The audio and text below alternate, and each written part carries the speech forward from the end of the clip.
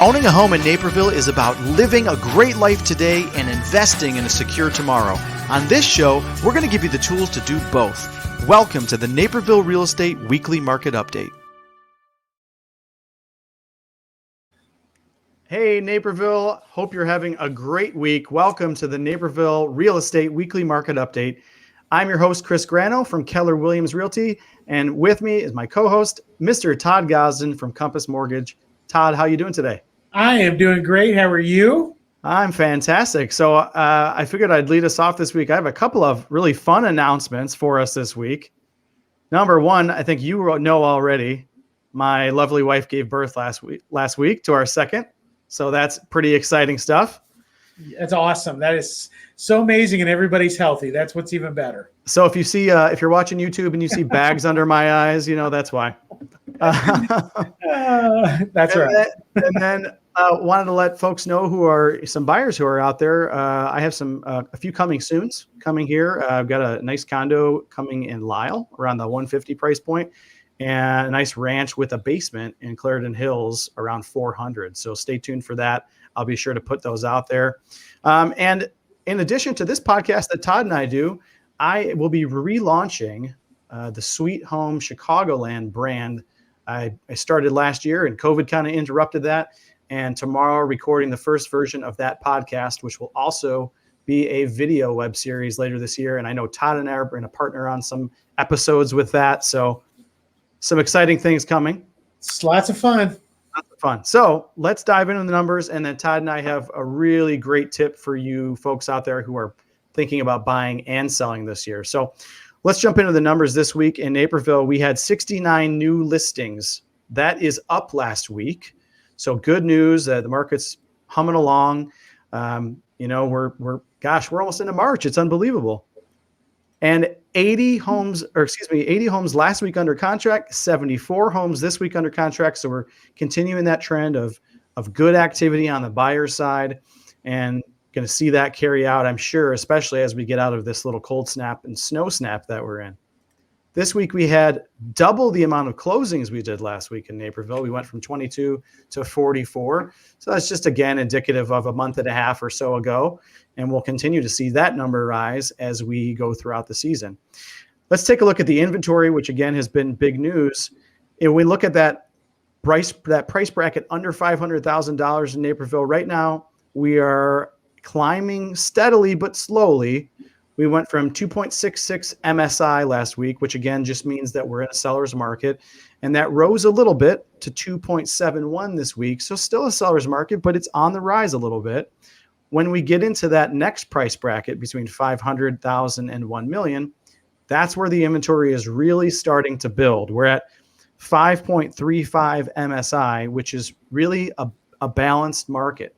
So that turned around big time from a month and a half ago when we were sitting down at 2. I mean, the inventory has literally doubled. So good news for buyers and sellers. We've told you the last few weeks, don't wait any longer.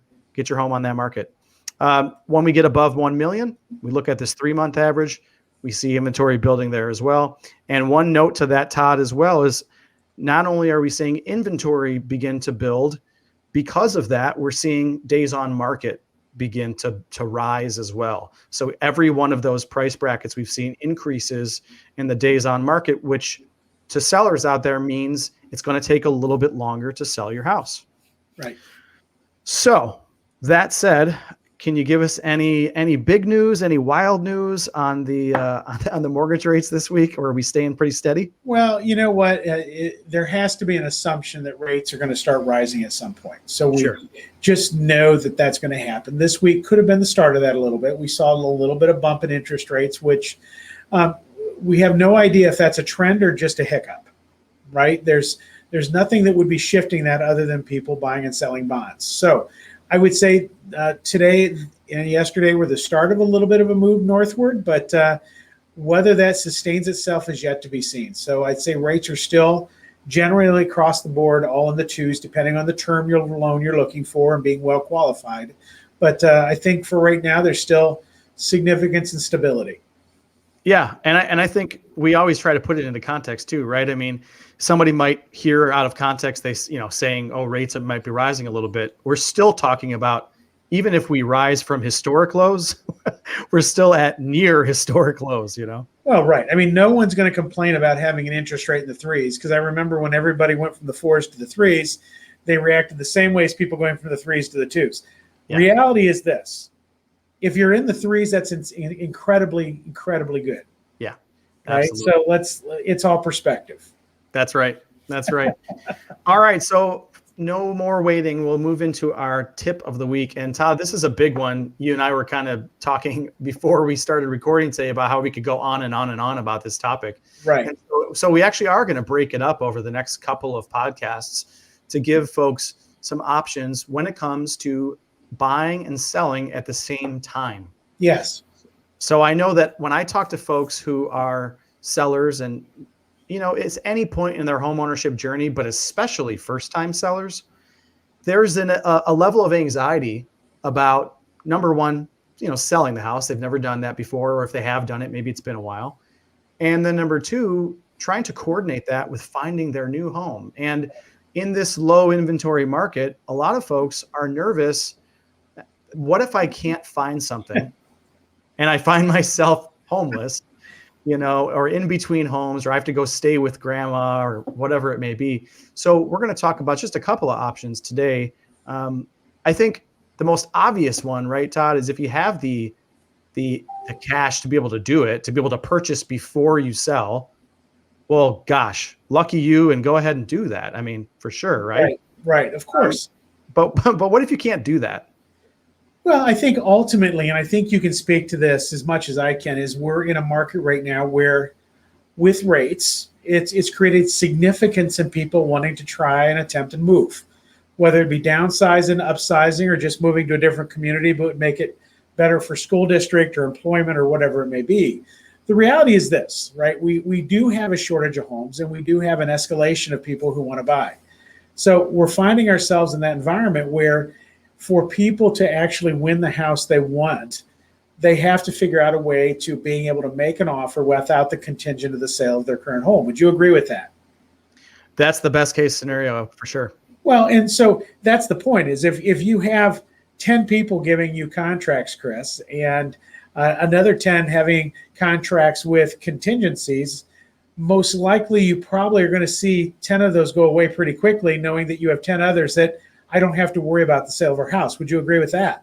Absolutely. Okay. So a couple of things to do. Obviously, cash is king. And any time that you can keep a home, still have cash available to put down on a new home to buy, that is the ultimate, because now you not only have the ability to win the house that you want to buy, but also gives you the flexibility, meaning that if I don't have to sell my house and I'm closing this house, let's say on March 15th, you can gradually move into that other house without feeling that rush and that anxiety to get everything done, right? Right. That's the perfect scenario for everybody. I'd like to move in as I want to. I'd like to replace the floors, paint things, do little things to it before I move in. That's the perfect scenario. But that's not reality all the time, right? Sure, right. So one way we can consider that is if you have an equity line on your home, okay? Or if you don't have an equity line in your home and you're considering potentially buying and wanting to carry that other house, of going ahead and getting that taken care of now if you have enough equity in the house to be able to get an equity line, right?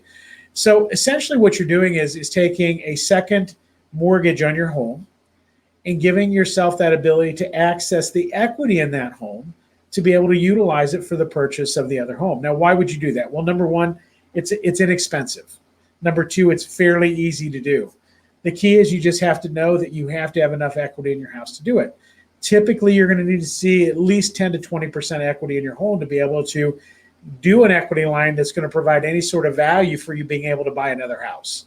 Right. Does that make sense? Yep.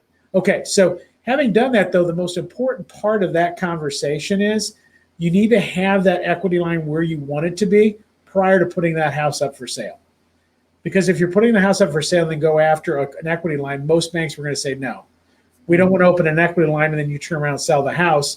Frankly, because they haven't had any opportunity to build any interest or make any money on it, right? Sure, you're right. Let's be honest with one another. So the reality is that is an excellent way to do it, and it's a very inexpensive way of doing it.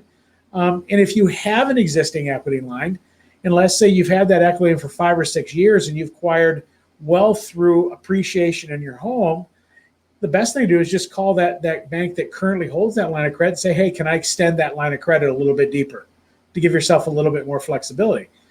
So I had somebody the other day say, well, what happens to that equity line once I close on the house I'm buying? Well, when you sell your house, when you're ready to do that, that's just a part of selling your house. They're going to pay off your mortgage and then your second lien, which is that line of credit at closing. And then the remainder of the balance of funds that you get coming back to you, you can use for whatever you want in this new house, or even to pay down the other house a little bit if you choose to do so. So it's a very easy thing to do, but there's no lot of creativity. Most people just don't think about, oh, geez, I never thought about that option. Right. Now, Todd, when you're obtaining a mortgage for a home that you're purchasing in advance of selling yours, how does the qualifications or maybe the rates change when you're holding two mortgages at once? Yeah, the rate's not going to change at all because it's no bearing. You basically have a primary residence and you're moving to another primary residence. Okay. I think the thing you have to think about is that when you're buying that new home, you have to qualify in your current home. You have to qualify on the home equity line of credit, and you also have to qualify on the new mortgage. So that's that other thing that we have to make sure that works too, right? Right. So my advice to you is, if you are considering taking on a line of credit or expanding a line of credit you already have and thinking about putting as a down payment, I think the first thing you need to do is basically give me a call and let's figure out if you qualify for all that first. Sure. I'd hate to see you go into all the trouble of getting that line of credit and all of a sudden finding out I couldn't do anything with it anyway. Yeah. Right. So Exactly. I think it's important that anytime you're looking to buy a house and then sell your house, it's important to have someone like yourself, Chris, that can guide them through that and give them direction of what they have to do first. Because sometimes people just do it a little bit out of order. And it doesn't mean it's right or wrong, but the most important part is, will this work? Right. And if it does work, then great. What's step number 2? What's step number 3? The most important words that we can say to anybody is, here's what's next. Here's what's next. And you brought up a great point, whether you're trying to purchase ahead of selling or whether you're just selling in maybe what we think of as a more traditional manner. A lot of folks don't take the time to go through the financial pre-qualification, before they put their home on the market. And I've had that conversation with sellers where they say, well, we're ready to sell. And I say, well, do you know that you can buy? And I've had uncomfortable conversations where they've then reached out to someone like you and found out, gosh, we had some financial difficulties in the last year and we actually don't qualify for a mortgage right now. And we have to put our home sale on hold. So like you said, it's good to do those things in order to get the knowledge, right? Right. And then the last thing I'll say is, some people might, like, as you mentioned, what's next, right? Some people might say, okay, so I go ahead, I work with Todd, I get my line of credit in place, I go ahead and obtain, and go my mortgage for my new house. Right. Now I'm going to sell my old one. Well, what I would say from the real estate side of things is, don't wait till you get all that done and then say, okay, now we're going to get ready to sell our house. Can't do that. Get it ready with an agent ahead of time. Get the photos taken, get it staged, get it ready to go, so that really the minute you find that new house, now we flip the switch and we get that home sold for you as quick as possible. Well, and I think the other thing is, if you're going to move anyway, you've lived in this house for a long time, just start decluttering now. Right. Because it's going to be less you're going to have to move when you actually have to make that move. So you might as well start that process when you start thinking about what it's going to look like for you to financially afford it. That's a great tip, a good opportunity to do that thing that we don't do enough. It's declutter. So that's right. That's exactly right. Well, thank you, Todd. We're going to touch more on that next week. We'll talk about some other different scenarios, a few tips and tricks up our sleeves to give you some comfort when you're making that scary leap from selling and then buying. And as Todd mentioned, again, a tough inventory market. So stay tuned. Make sure to subscribe on YouTube, youtube.com/Chris Grano. Find us on all the major podcast platforms, Spotify, Google Podcasts, Apple Podcasts, wherever you get good podcasts. Todd, thank you for your time this week. You're welcome.